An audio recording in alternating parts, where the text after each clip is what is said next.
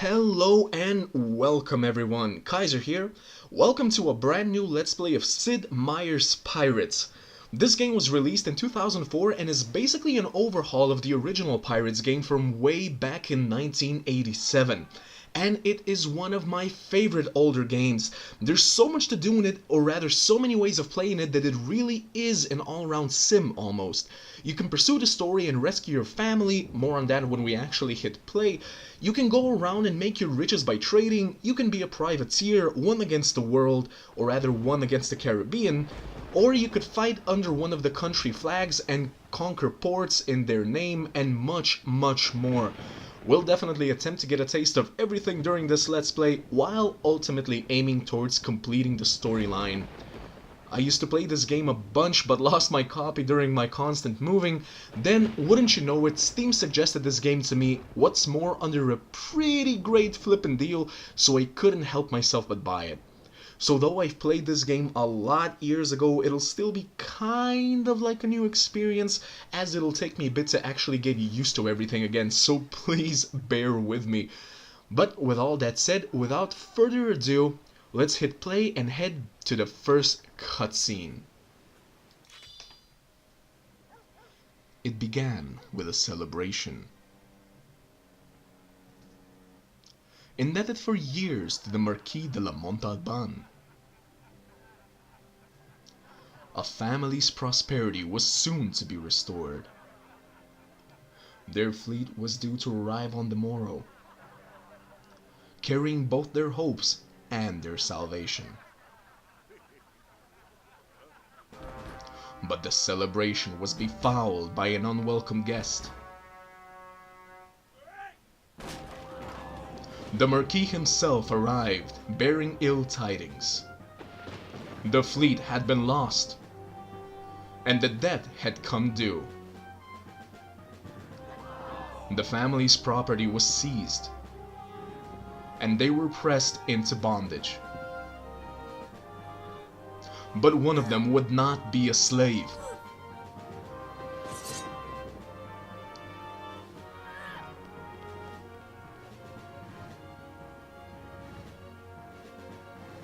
And so it was that the brave young Scion escaped his family's fate, swearing to save them and one day avenge the Marquis' foul deed.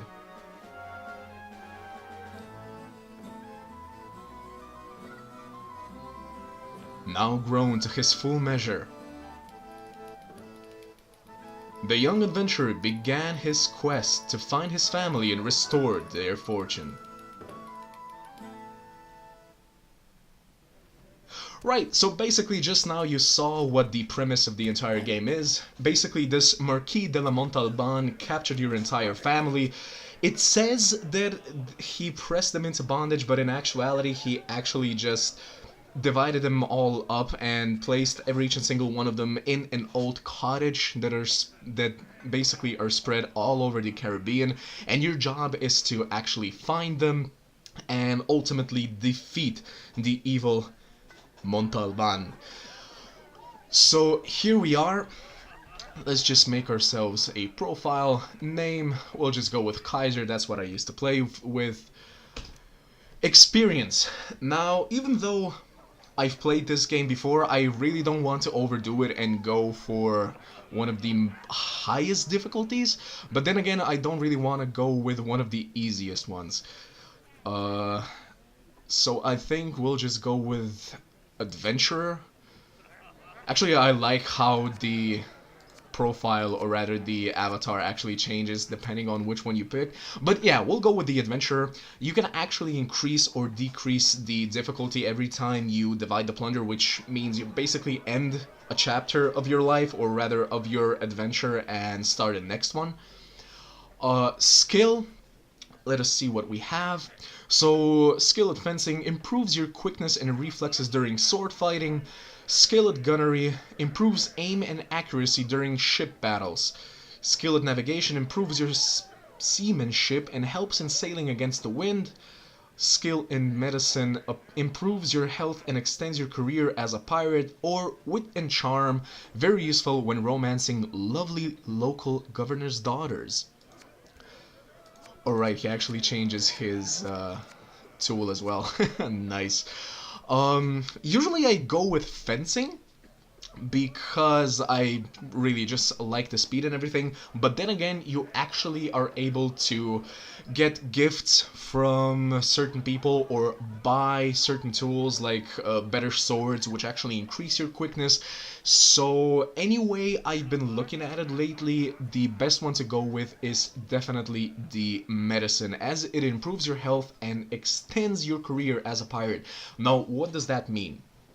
Basically, this game does have kind of a time limit. Like, you can't just go around pirating forever. You will eventually get old, you will eventually get slow because of that age, and eventually you will be forced to actually retire.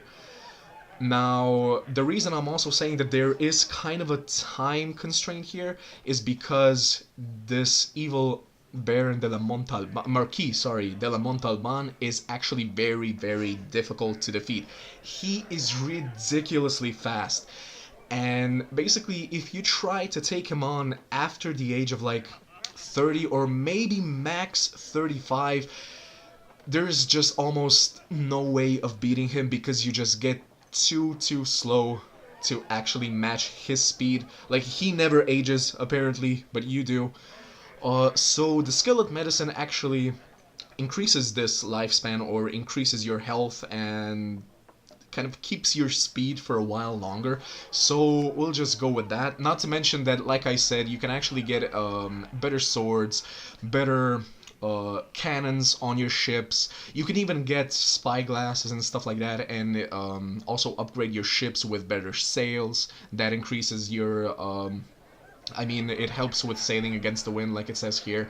And as far as wit and charm goes, basically all the wit and charm you need is your skill at dancing when it comes to Governor's Daughters. Like, it's a pretty fun minigame. It might get a little bit stale for you, but nonetheless, it is actually one of the best things to do in this game, because every single time you actually impress these Governor's Daughters, they give you a certain gift. Either they give you a gift of a tool or a weapon or anything that you actually don't have yet.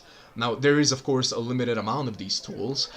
Or once you actually have all of these, they give you information about your lost relatives, so that you can actually, you know, proceed with the story and find the relatives. Or once you're even done with that, they keep telling you of certain criminals that you can go and capture and get the bounty on and stuff like that. So definitely a good thing to do.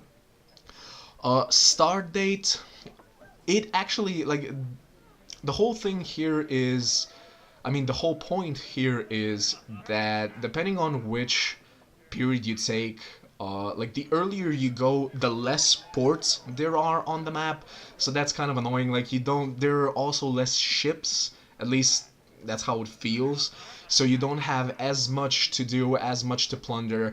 Maybe it kind of forces you to finish the game faster, I'm not too sure. War for Profit is usually a pretty good time to start, since Spain is literally at war with everybody almost always. And if you're gonna play this game, like, allying yourself with Spain is one of the last things that you want to do, because all of the other nations, like the French, Dutch, and English, are pretty much broke during this time, at least in this area. And of course the Spanish keep shipping spices and goods and gold back to the mainland, or rather back to Europe, so they are definitely the prime targets for piracy, or privateers, or corsairs, whichever you prefer. The Buccaneer heroes. This era is sometimes called the Golden Age of Buccaneering. There's plenty of warfare, to legalize your actions, and a plethora of rich Spanish and non-Spanish ports to either raid or use as bases as you prefer. I think we're actually gonna go with this one because it increases the amount of ports there are in the game, meaning it increases the amounts of ships that you can plunder, and of course the amount of ports that you can raid. So we'll just go with this one. Ye need to sign on as part of a crew. The captains at yonder tables will gladly take ye aboard. There be French, Spanish, Dutch, and English ships a looking for able-bodied lads such as yourself. Take your pick. Uh, sorry, I simply have to have a little bit of fun while recording this as well. So, which ones should we go for? Like, the French, they have a few ports up in the north, or rather northeast. The Spanish, as before mentioned, they have a bunch of ports everywhere. Like, of course, it's called the Spanish Main. The Spanish control most of the area. The English have, just like the French, basically a few ports in the Caribbean, or rather on the actual islands on the northeast. Of course, you can actually, as I mentioned before, you can just fight, or rather raid one of the ports and install a new governor. So, for instance, if I wanted an English port somewhere in the south of the mainland, of the Spanish Main, I could basically just raid a port and install an English governor there, and that port will henceforth be English if you're fighting for the English, and, you know, they'll actually help you there. Or the Dutch. Now, the Dutch already have a port down on the south of the Spanish Main called Curacao. I believe that's how you pronounce it. I'm very sorry if it's not. Please bear with my bad pronunciations from time to time. But basically I feel as though the Dutch are the smallest of the four nations there, so I usually prefer just going with them, so let's do the same right now and just go with the Dutch. Welcome aboard, Mr. Kaiser. We sail with the tide. I know that's not a Dutch accent, but hey. The crossing was fraught with terror and cruelty. The captain drove the ship and her crew to breaking.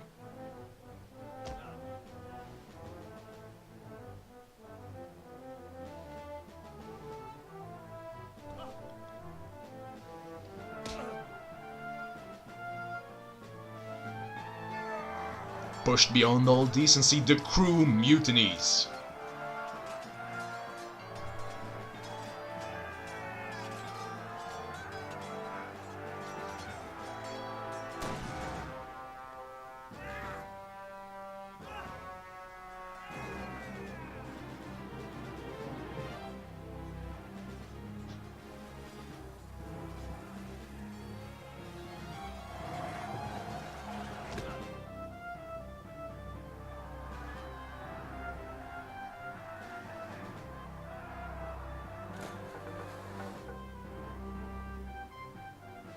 Free and under full sail, the ship and its crew at your command.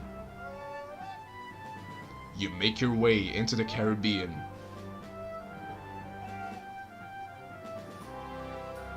A fortune to be had.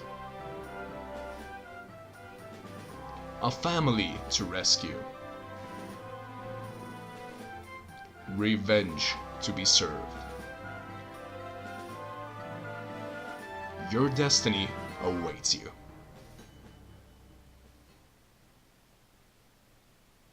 I never liked how the music at the very end of that actually goes down as if it's a bit sinister.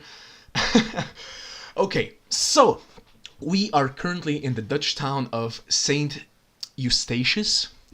And there are multiple things that you can actually do here. So first of all, let's go and visit the tavern and see what they can tell us there. So here in the tavern, you can basically go to 4 points. You can either get some more pirates, or rather men, to join your crew. I don't really like to call them pirates. I'll explain why not later. So yeah, we'll take those guys. 65. Look at that swagger. Just look at it. There's always a guy behind here like that actually sells you pretty good stuff. Either he sells you things like this ruby ring, which can be used for proposing to the governor's daughters, or rather not proposing, but, you know, wooing them. He also sells you pieces of pirate treasures belonging to other pirates, as well as sometimes just simply gives you information about the prices of the goods in certain ports. Right now he's offering us a ruby ring, but it costs 2,000. We're not even close to that, so we'll just pass on that. The barkeep, let me see, have you been introduced? Oh, right. Basically, in this game, now don't lynch me for this, but your goal is to get a hot wife. Like, literally, your goal is to get one of the beautiful daughters of the governors, because your final score is also dependent on that. Like, you have plain daughters, attractive daughters, beautiful daughters. I'm not sure how many ranks, so to speak, there are, but your goal is to find a beauty, as this guy calls them, and marry that one. Also, the fact that she's a beauty, or rather, the higher the rank of their beauty, the better the rewards and info that you get from them are. So that's definitely good to know. So Saint Kitts, I believe that's English, but we'll see if we fight for the English or just keep with the Dutch. And the barmaid, let's remember that the Royal James, bound for Saint Martin, or Martin, I'm not sure, I'm very sorry, I'll make sure to actually check that for next time, is carrying over 1,000 in gold. I believe she's an English sloop, the barmaid whispers. So she's heading for... I mean, I guess we could intercept that one. Maybe, if we want to be fighting the English, but I think that we'll just stick with fighting the Spanish for now. So that's that. Let me see if the governor actually gives us a letter of marque. My dear Mr. Kaiser, please come in. You may be interested to know that we are at war with the evil Spanish and the perfidious English. Perfidious? No, that's not a word I know. I am pleased to offer a letter of marque which authorizes you to plunder and sink the ships of our enemies. As this map will show, the nearest enemy city is the English city of St. Kitts, which lies a short distance to the southwest. Yes, it does. That is also the location of the beautiful daughter, so, decisions. Till next time, Mr. Kaiser. Alright, so next we'll visit the merchant. Basically, when you plunder ships, you get their goods, you get their luxuries. Basically, the goods are either luxuries, literal goods, spices, sugar. You also get cannons from them, but cannons are really the cheapest things to actually be able to sell. But it's a good thing to remember sometimes where certain prices are the highest. Like, the luxuries are pretty high, but I've seen them go even up to like 36 gold per piece. Let's get some more food, like maybe 6 months, that's a good amount, or 7. Yeah, we'll go with 7 months, that's a good amount to go with. Okay, shipwright. They can't really upgrade our sloop. That is basically it. We can't divide the plunder yet, like that's the point that I mentioned where you basically just end the chapter of your current adventure and start a new one. You basically lose all of your crew, all of your ships, but your main one, I mean your flagship, and start off once again with 40 crew with a certain percentage of the gold that you plundered the last time. So let's just sail away and check what we can do. My numpad was locked. Sorry about that. No, sail away. God. Sail away? Okay. There we go. So let me just check where is the closest Spanish city. The closest Spanish city is San Juan. Santo Domingo. Yeah, but as you can see, like, the French and English actually have quite a few cities, while the Dutch literally only have 3. The end game, if you want to call it that, is right over here next to Veracruz. There's, like, the fortress of the Marquis, where you have to go. It's really tedious to go there because there's nothing this is literally empty, and it takes forever to get back because, as you may notice, the wind is always facing the west. So when you're heading to the east, it becomes a pain of pains. So I think we're just gonna head to San Juan and find some Spanish ships to raid, just to actually do something in this episode other than just give you a intro of the game. Let me just check who else is at war with the Spanish right now. So the Dutch and the English are both at war with the Spanish, so that is perfect if we're actually gonna go and visit St. Kitts to meet the beautiful governor's daughter. So let's head out. I spy with my little eye a Spanish trade galleon, which vanished for whatever reason. Seriously, it just went poof. Oh, no, there it is. There it is. We've already been at sea for like 2 months and haven't really done anything when you think about it. How fast is it?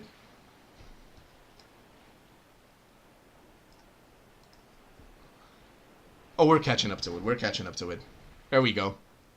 Just to give you guys a taste of what fighting is actually like in this game. So yeah, we're just gonna attack Spanish trade galleon Vieja Señora. Right, so basically you have 3 kinds of shots possible. The round shot, which is the longest range, but it literally just damages the hull, which is not that good considering you actually want to capture the ships. The grape shot that kills some of the crew. Apparently this grape shot killed none, so sure. But my favorite thing to do is just straight up ram the ships. We're gonna go with the rapier for the quick attack and fight the ship's captain. There we go. I mean, it's a pretty good idea to actually defend yourself against them and then counterattack. I messed up. I messed up there. Okay, parry. Let's go.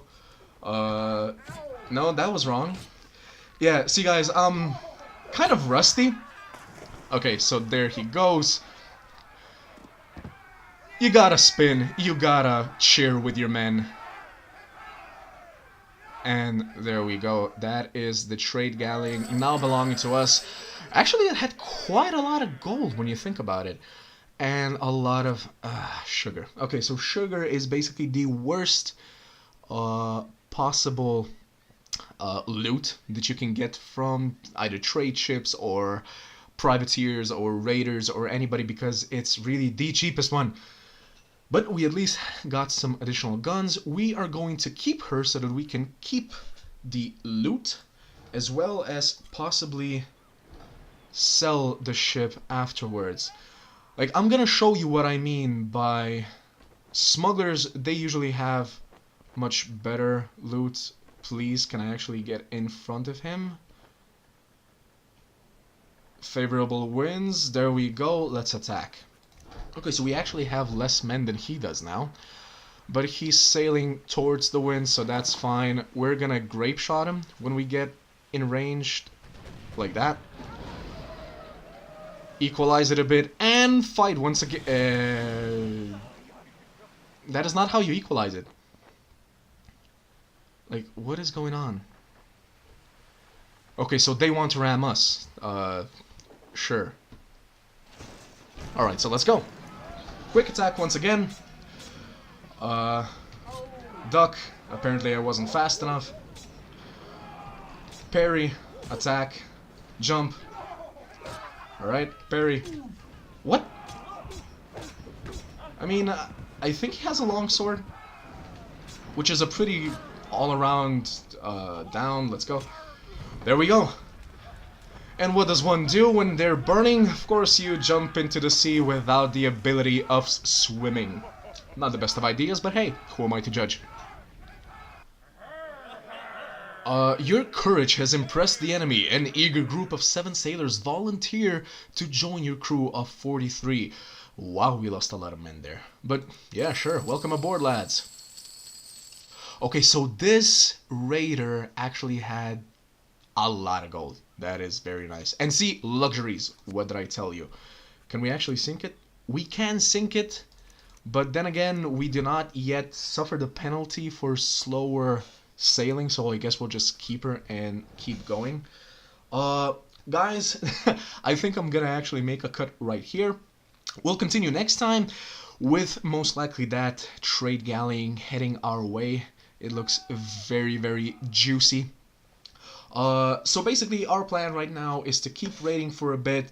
I really want to also visit a few ports next time, get some information on the different pirates that we might be able to chase down and get their bounties.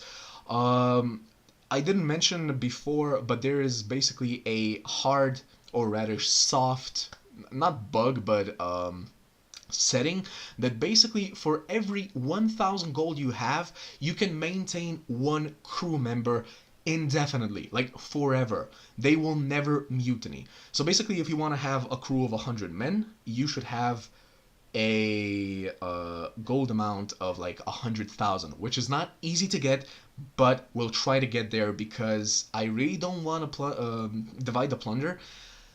Simply because that actually wastes time. And as mentioned before, wasting time in this game can be lethal. And speaking of wasting time, I'm gonna end this episode right now. I'll see you guys next time, and as always, ad gloriam.